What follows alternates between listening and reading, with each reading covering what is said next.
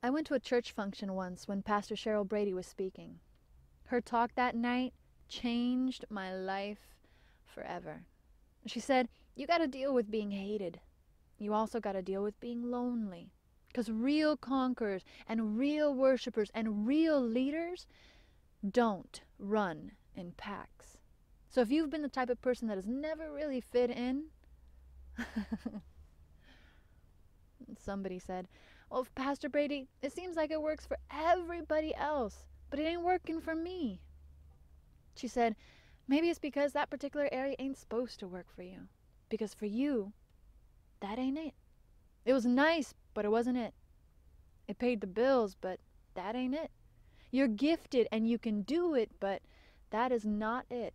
It was never part of your destiny to begin with. It might have been part of your journey, but it is not part of your destiny. And just because you had permission to walk with me in my past does not mean you've got permission to walk with me into my future.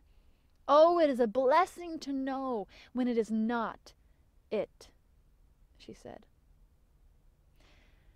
And climbing out of that dark place in my life alone is when this piece was born. You were part of my life for a time. Only for a small bit of time, but for a time. Long enough to dent my world, short enough to question the depth. Back then I thought just the reward of your presence brought in the sunshine. That if only I could get more time with you, my problems would subside. And all this time since then I've regretted your departure.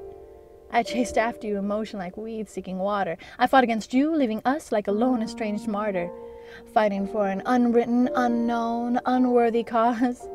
My pride stood in the rain of a new changing season, and with both eyes closed, I refused to see the montage of evidence that we were actually through.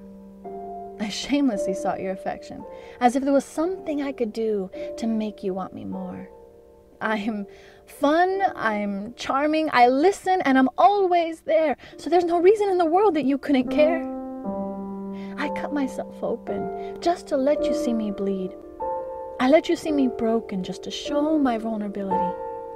I even gave you the microscope to analyze me underneath the many degrees of shades from what everyone else sees. I squeezed a finer piece of inner seams to bequeath, and when I fell, I stayed down on my knees in hopes that you would see my need for your friendship. So, imagine my disbelief when I finally saw the rain falling on me. A new changing season where the clouds I ran from were truth, showering down, washing away the rubies in your crown. And how incredulously naive I was to think that this was love, when all it was pornography. A fake sort of friendship, where the only hint to the phony relationship was a sour aftertaste of a missatisfaction. Something that was almost there, almost true, but far from it in a way that never brought me close to you.